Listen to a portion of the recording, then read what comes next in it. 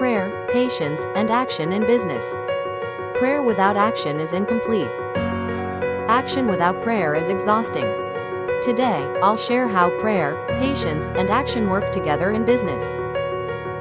Hello, my name is Divine Porcio. I'm a Filipino entrepreneur helping Filipinos sell online in the US. This video is brought to you by Prep for You Services, The Follow Hub,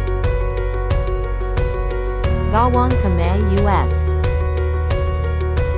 DCS Digital Consultancy and Services. I pray for direction.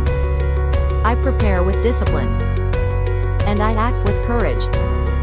Patience doesn't mean doing nothing. It means trusting the process while doing the work. God can open doors, but we still need to walk through them.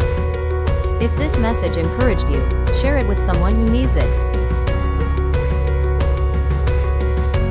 Next week, we move into scaling, leadership, and building teams.